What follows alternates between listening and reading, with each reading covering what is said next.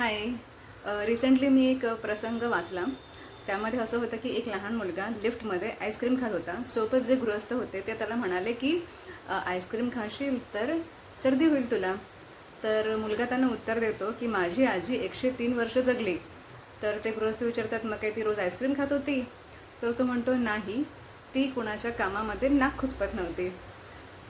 आणि तिकडे तो संवाद संपला.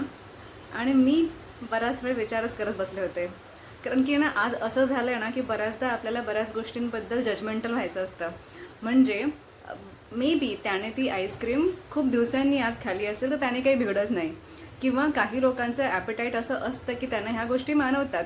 तर आपल्याला एवढं जजमेंटल होऊन का सांगायचं आहे की बाबा तुला असं होईल आणि तसं होईल. त्यामागे आपली काळजी असू शकते, नाही असं नाही. पण बऱ्याचदा हा आपला ना स्वभावच झाला आहे. आपल्याला प्रत्येक गोष्टींमध्ये जजमेंटल व्हायचं आहे.